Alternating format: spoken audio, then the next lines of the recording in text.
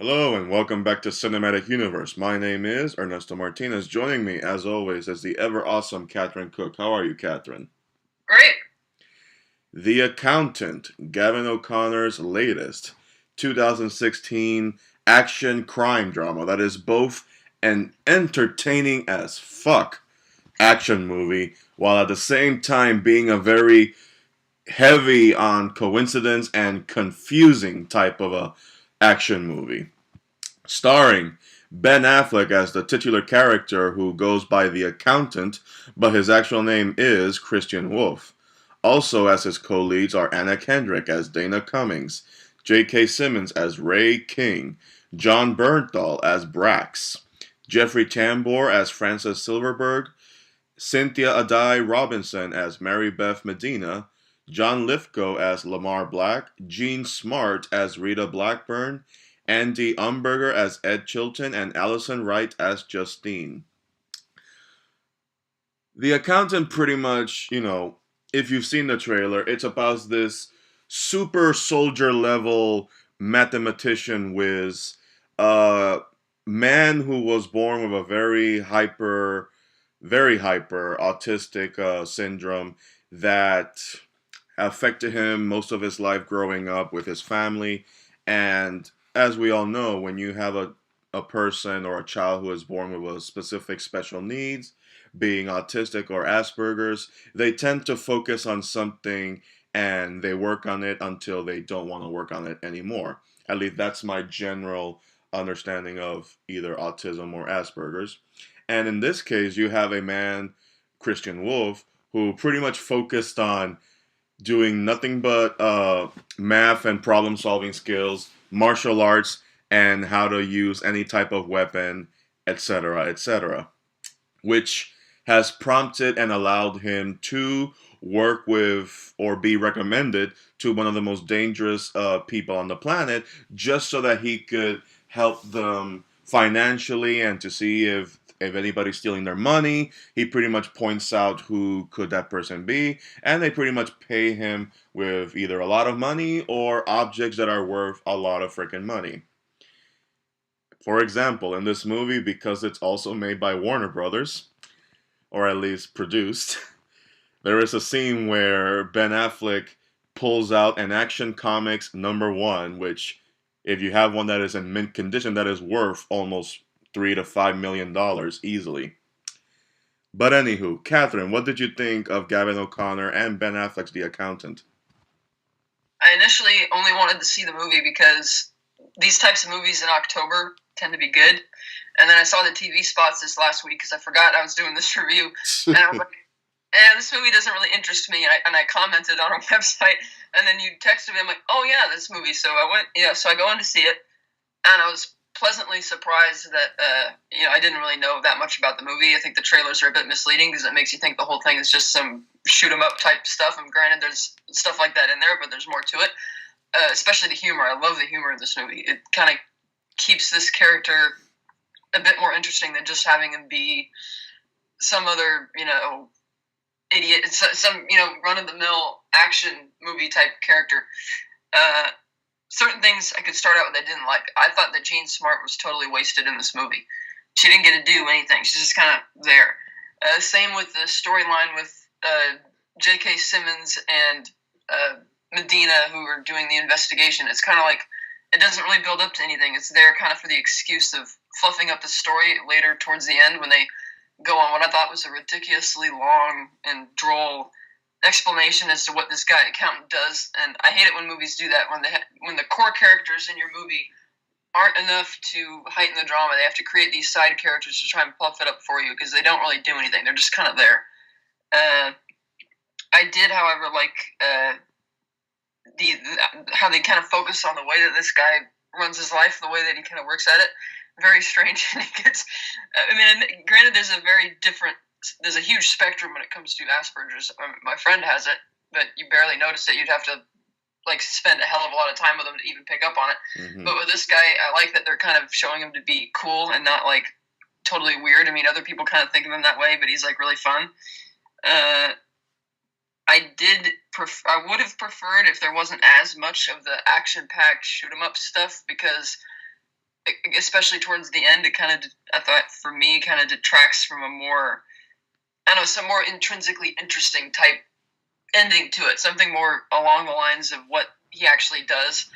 Because when it gets into the whole, because there's all those flashbacks in the movie showing how his dad's kind of building him up to be this, super fighter, was a bit ridiculous, and because it's like, wow, your kid has a bit of social problems, and the fact that the father thinks the only thing he's going to be any good at is fighting. It's like, what are they trying to say about this kid's condition, that the only thing that they're going to focus on for him to be good at is fighting, rather than, because they don't have many flashbacks pertaining to his desperation to finish a project. I mean, yes, they do with the whole puzzle thing in the beginning, but they don't really address how he's able to just totally zero in and focus. Like when you have that scene at the his accounting firm, when he's talking to the old lady and trying to get her to, get her all these tax write-offs for the little necklaces that she makes, and it's kind of funny, and it's like, oh, that's neat. Wonder where he picked that up from, Yeah.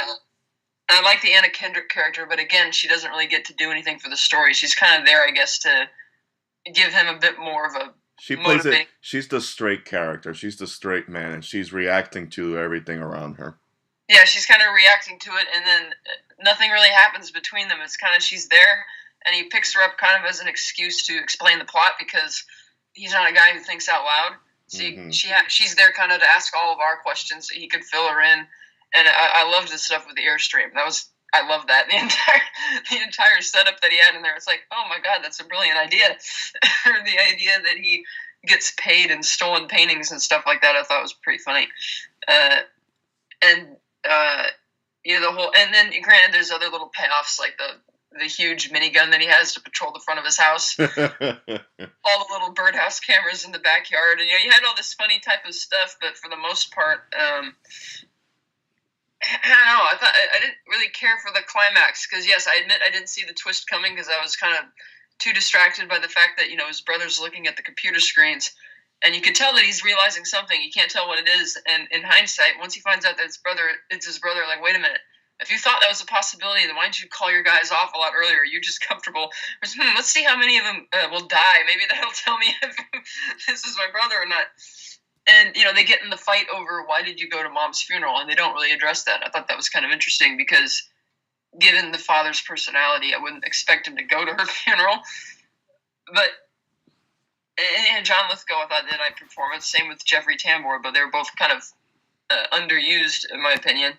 Yeah. I like the scam that they're doing, because at the end of the movie, even when he says that, look, I'm not trying to be greedy or evil, I'm trying to use this to be able to help people, and you can tell that he seemed to genuinely care about it. He's helping a lot of veterans, victims of battle carnage, all that kind of stuff, and yet they just kind of pop him off in a really funny back and forth. I mean, most of my theater was filled with retirees, and they just got a kick out of it. Everybody was laughing hysterically through that scene. It was just great.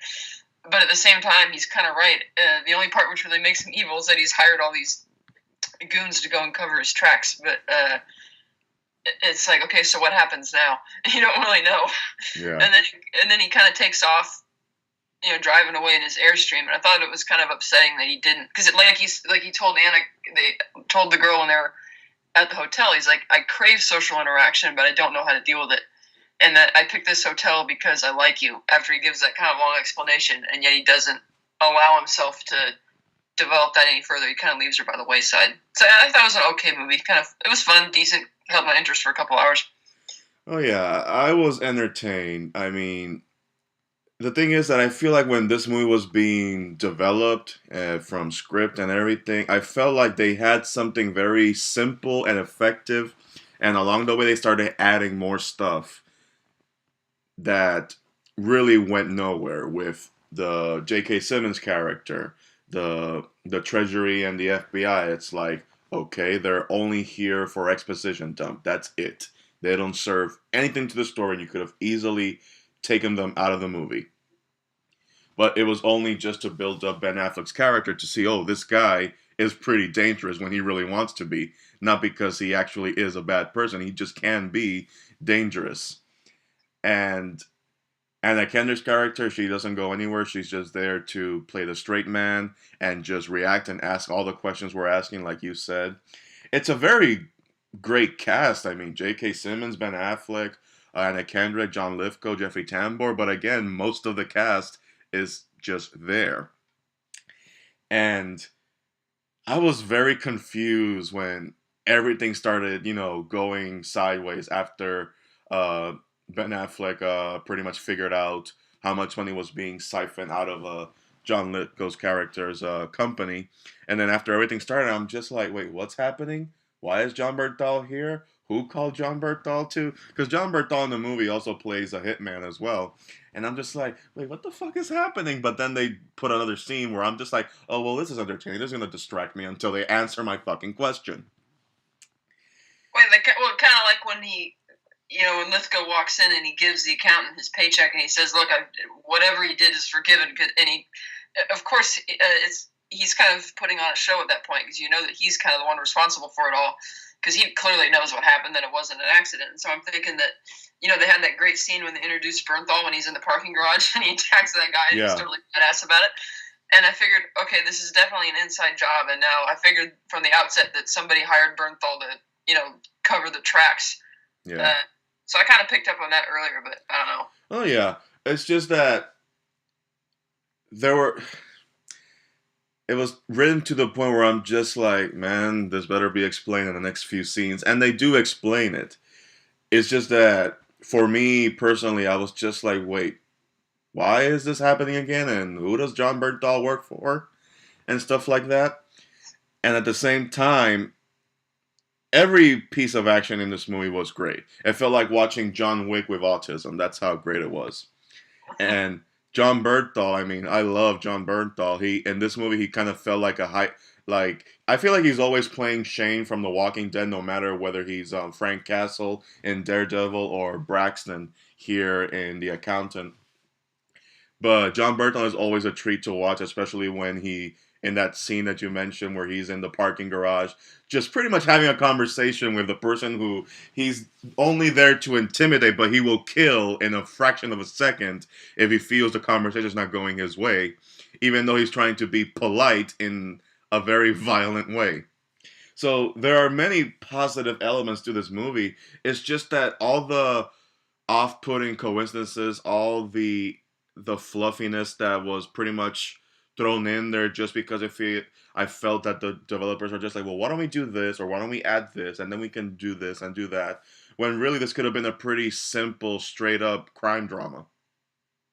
Yeah, and then to the other junior agent lady, Medina's point, he's still a bad guy. He does a lot of shady stuff for some really bad people, and the only reason he's really trying to finish this particular job is, like he tells Anna Kendrick, it's because I have a hard time letting things go. It's not necessarily because he's morally invested. He's morally invested in helping her, but like the agent says, he's still a really bad guy, and they don't really come to any resolution on that. You have all these puzzle pieces establishing who he is and all these different character relationships. Even that great scene when J.K. Simmons is when they're in the flashback when he's at the Gambino sequence. And he's got the gun up behind him, and he's asking him, he says, I'm a father, and they're having this great intimate conversation, and it's like you think there's going to be a payoff, and there isn't. Because like Simmons says, I'm going to retire in 3 months, I don't really care, I just want to see this thing finished, and somebody else to pick up that phone, but you're kind of expecting that it's going to build up to some type of conclusion for that character, and it doesn't, because the thing with the brother was kind of out of left field, because you had these flashbacks, and there was nothing about those flashbacks to suggest to you that these two characters are going to cross each other's paths anymore, that there would be any reason to. Agreed. It's not surprising when you learn that the brother is a bad guy. I admit I didn't see that twist coming, but I figured the emotional investment was more through the Simmons character, and that he's the one who's giving you all the pathos as to, this is what I do with my life, this is what I've seen this guy do, and yet it just goes in a totally different direction. Yeah, I would not have had a problem with the Bernthal character ending up being, it's his brother and stuff. I wouldn't have had a problem with that. It's just that it wasn't set up properly, and when it's thrown in there, it's just a coincidence and you just have to go with. But they're able to save themselves by having that very genuinely funny conversation that they have as they're beating each other up, and then you have at the end John Lithgow just coming in there and trying to be all high and mighty and self-important, and he gets shot in the face, which I was expecting, and I laughed my ass off from. Oh, everybody did. It's like, he's gonna get shot, and when he does, it's in the execution is just fantastic. And I'm just like, if That they entire sequence, when they first introduced it and you see that Lithgow's the guy at the house, I just started laughing. The entire idea that you have all these tough military guys trying to protect John Lithgow, and that's kind of where an actor's resume comes into it, because I kind of stopped thinking about the character. I started thinking about all the other things that he's been in, and the idea that, oh, they're going to protect this guy. It's like, you might as well just cut to a few hours later and see everybody dead. It would have been an even bigger laugh, because you know that he's going to, steamroll through all these guys. Of course, and it's John Lithgow. I mean, John Lithgow, for the longest time that I've been watching his career, he can be the nicest person in the world or the greatest son of a bitch of all time. Yeah. He'll either sell you some soup or he'll kill you in a bathtub. Mm-hmm. So when you see him just being, there and being the way he is, as soon as he realizes that they're not going to kill each other and he feels like he's been played, he walks out there and he tries to pretty much be all mighty and self-important. And I'm just like, you're going to get shot in the face and I'm going to laugh at it. And I was not disappointed. And it really is kind of a shame. As much as I was entertained with this movie, it's a shame that all the focus that was given with the action, with a little, the creation of Ben Affleck's character, and all the dry and dark humor, I feel like, man, a quick rewrite, and this would have been October's finest action crime drama movie. Yeah, because you have that whole entire subplot where the agent is following the clues about him picking his aliases on these famous mathematicians, and yet the only real sequence of the accountant being an accountant is when he's working at the Living Robotics overnight in that one little montage, and the rest of it has really nothing to do with his accounting skills. It's just, kind of trying to get you into the action and then using the Simmons character to beef it up. I admit the last laugh I did have is when the UPS guy came to deliver the package. I'm like, really? You're going to open your door again? Afterwards, you're literally putting drywall over the bullet holes in the wall, and somebody's at the door. I was surprised she went back to her old apartment. Yeah, me too. I'm like, really? You're going to go back here? You realize how high up this goes, and you're just going to, like, come on. Yeah. And there were other twists in the movie and other explanations as to who the person that Ben Affleck was talking to the entire time. I'm just like, okay, I can kind of see that, but man, you really just you just tacked that in there. Right, because she was the same girl who gave him the puzzle piece in the beginning of the movie. Yeah.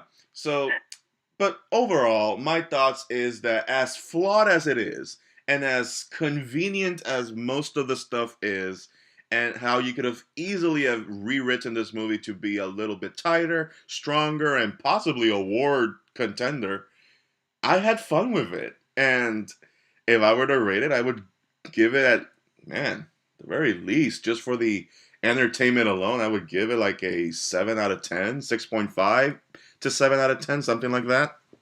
Another clue that I noticed was when the accountant sees Bernthal walking down the street. And Bernthal turns around and he starts shooting, and I thought, well, given how skilled this accountant is, why would he let him go? I didn't pick up on that, and like, he must have recognized him. But for whatever reason, didn't think it was worth his time or not. I thought about that, and it kind of stuck in the back of my mind until the twist came. I thought that was kind of funny. They give you a little clue. Very small one, albeit. But like you said, yes, this movie definitely needs a rewrite. To tighten it up, it needs to find more purpose for the side characters. Maybe redirect the focus towards the end. I also probably give it maybe 3.5 out of 5, because it was kind of frustrating that, as much as you're kind of enjoying it, it kind of, all this stuff just conveniently falls into place and comes out left field in the ending. Yeah, it's very distracting, and it kind of pulls you out of the movie, but then immediately it pulls you right back in with all the dark humor and the action as well. So you're really just at that